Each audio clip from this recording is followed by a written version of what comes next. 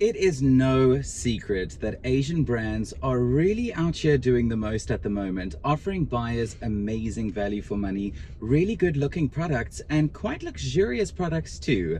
It seems like Mahindra is now jumping on that bandwagon with this, the brand new XUV700. I'm Dean Friederich. Welcome to the review. Let's take a look at this car in a closer look. Come on.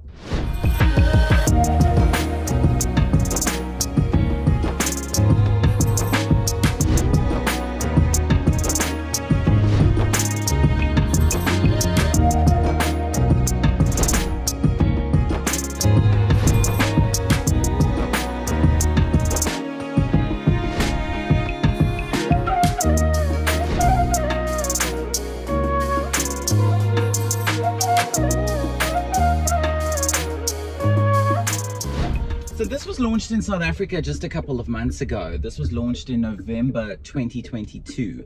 I never got the chance to go on the launch of this car, but pretty much immediately when I started seeing all the photos and the pics and the videos and everything showing up on the internet, I thought to myself, yes, see, that looks good.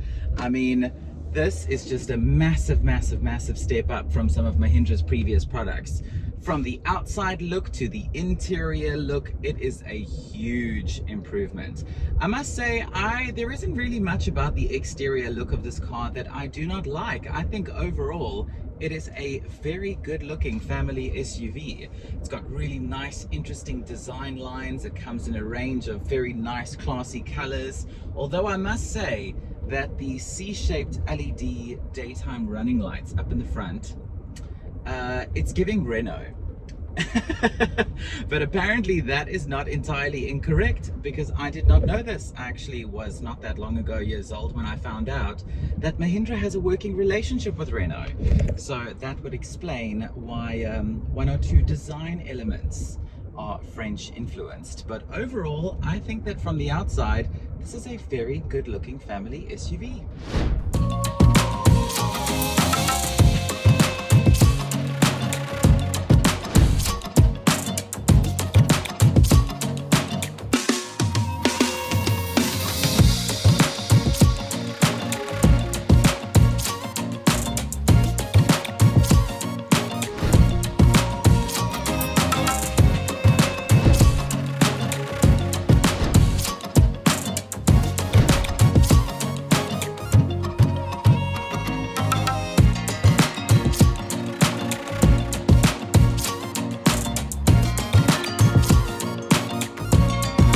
A couple of months back, I think it was in September 2022, I had the XUV700 Mahindra on test.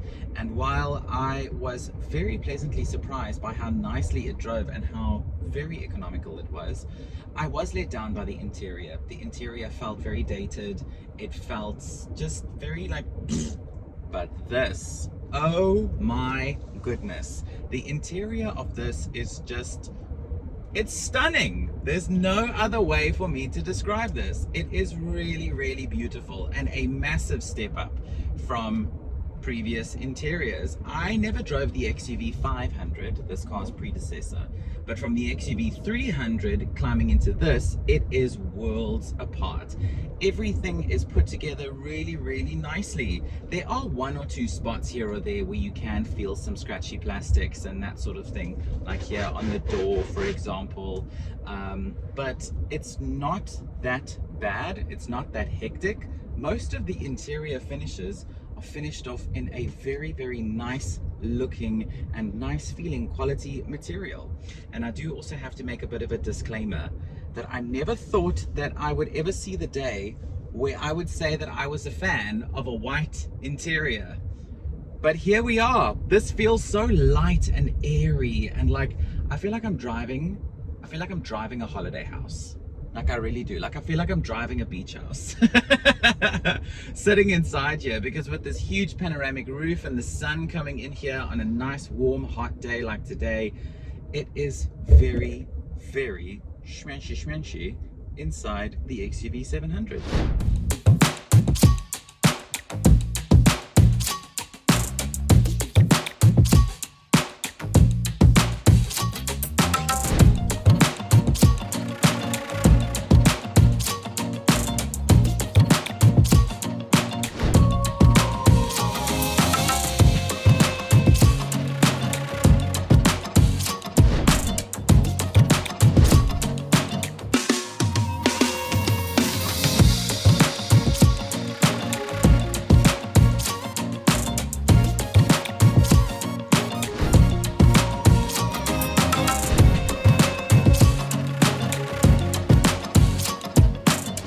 So this model that I'm testing out, this is the AX7L. This is the top of the range XUV700, which, by the way, some people are saying XUV700, some people are saying XUV700.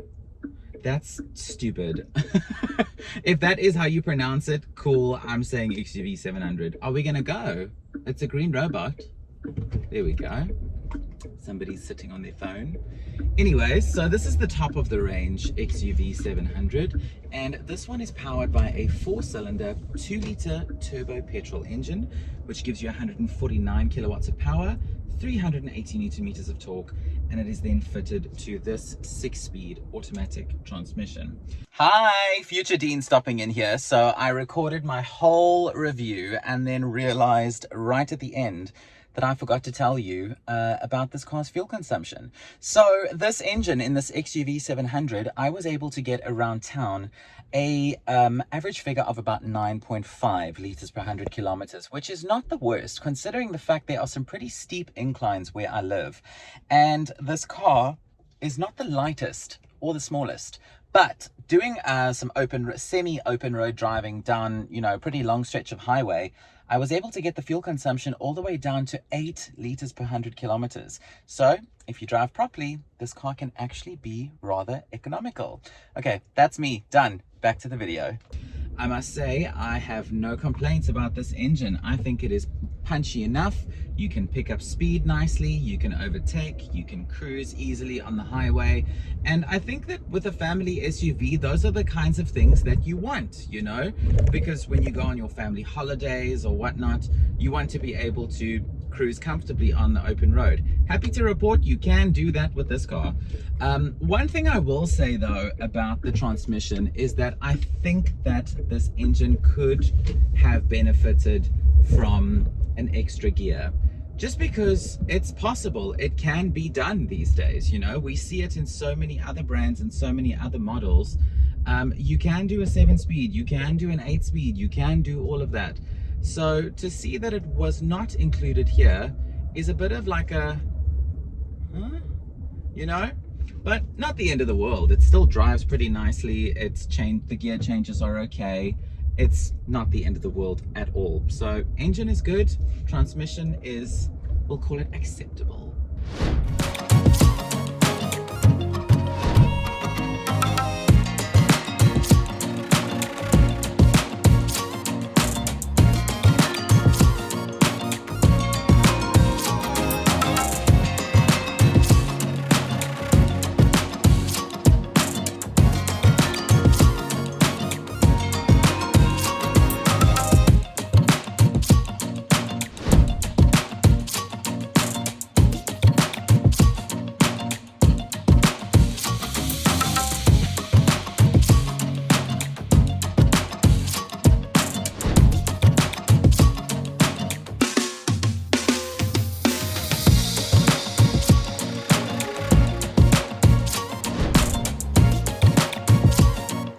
As I was mentioning earlier in the video, this is the AX7L that I'm driving, which is the top of the range in the new XUV700, and that means that they have thrown just about everything at this car. And when I say everything, I mean everything, especially in terms of active and passive safety features, which is really awesome because, I mean, again, family SUV, you want to make sure that you and your family, wife, husband, spouse, kids, everybody, kids, friends, blah, blah, blah, everybody is safe and sound inside, you know, your family car.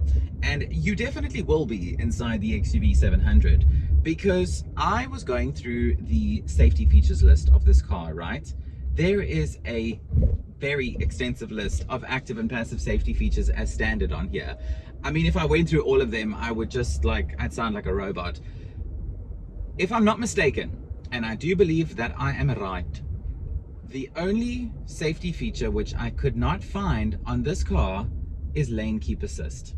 Other than that, you have basically everything in here, from radar guided cruise control to 360-degree camera to emergency brake assist and cross traffic alert. I mean, just the other day actually, I was driving and a guy walked over onto the road, jaywalker, but whatever, and this car sensed it almost immediately. It went just beep, beep, beep, beep, beep, and the steering wheel started vibrating and the car slammed brakes on its own. I'm like, oh, what's going on here? But it's nice to know that you are covered. You and your family don't really have to worry about feeling unsafe inside a car like this. One thing I do want to note though is that even though this is a 7-seater and there is a third row of seats at the back here, the ISOFIX child seat points are only on the second row. So the bigger kids will be hanging out in the third row and the smaller kids will be hanging out in the second row.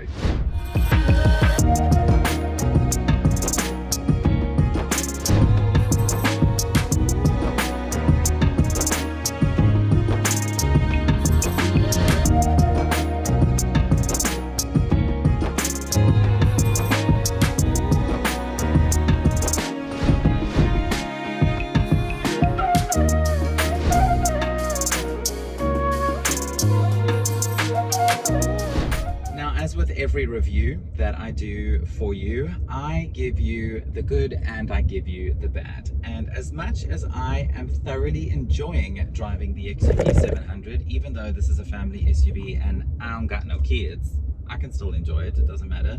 There are unfortunately some things about this car that I don't particularly enjoy. A lot of them are small things, so you might want to take this with a pinch of salt, but I feel like I should tell you anyway. I did mention earlier that some surfaces are not the best quality material, so I'm not going to harp on too much about that. This indicator noise, it's so irritating. It's so irritating. Let me put the hazards on and hopefully you can hear it.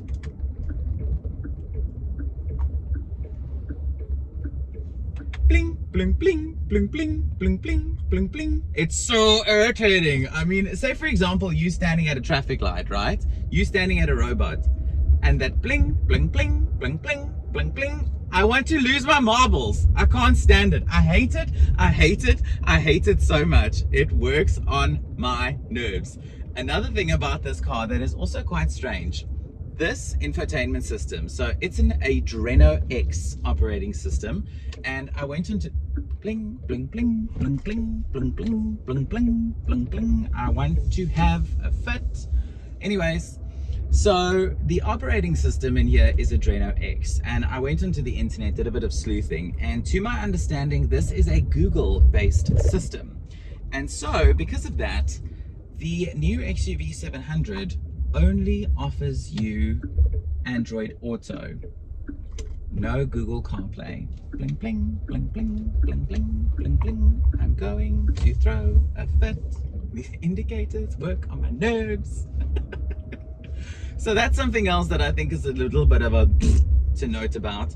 Another thing is that when you have the third row of seats up at the back, you have sacrificed just about every ounce of your boot space. So if you are going to be going away for a weekend, for example, and you're going to have all 7 seats in use, you're going to need a trailer, because you're going to have absolutely no, and I mean no, boot space. And that is a little bit of a bummer, because even though we do kind of come to expect this more or less from a 7-seater, some other 7-seaters in the market do still offer a pretty decent amount of boot space at the back when you have the third row of seats up. So if you are going to be using the extra row of seats quite often, I would strongly recommend investing in a trailer. Otherwise, we're all going to go on holiday with the same unis on and no changes of clothes, because we've got nowhere to pack our stuff, and we don't want that.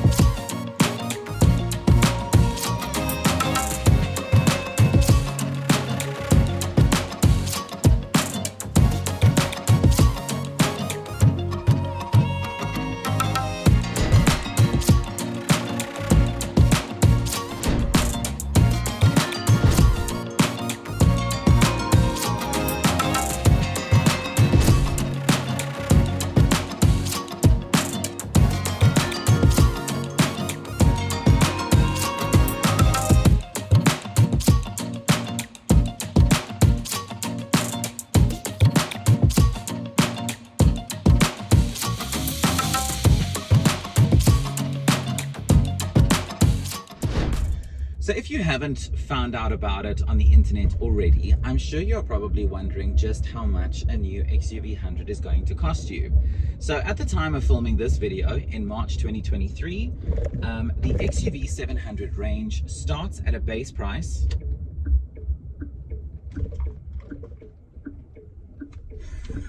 of just under 475,000 Rand and goes all the way up to just under 560,000 for this range topping AX7L. That then also includes a 5-year 150,000 kilometer warranty, as well as a 5-year 100,000 kilometer service plan. And in terms of how that fares against some of the other Asian brands in the market at the moment that are also offering you really good value for money, the only other 7-seater that you can have at the moment in more or less this price class is a Chery Tiggo 8 Pro. So if we look at Tiggo 8 Pro Max, which is the top of the range, you are then looking at 630,000 Rand as opposed to 560. So that is a pretty big price gap. Granted, I will say that I do think that the Chery's interior is ever so slightly more well-rounded, if I can call it that, slightly better finished off in some areas. Some may even argue the little things that matter. And even though it is a 2-liter that does give you more kilowatts, your torque is only 10 Newton meters more. And with a 7-seater family SUV, I think torque is important, especially on the open road, you know, to pick up pull, overtake trucks and that sort of stuff. So it's an interesting comparison because it's a very big price difference for, in my opinion, are two very similar cars. I think at the end of the day, it all comes down to what you would prefer. Do you prefer a Mahindra with this light interior, or do you prefer the Chery with the sleek black look inside? What's your preference? Let me know in the comments down below.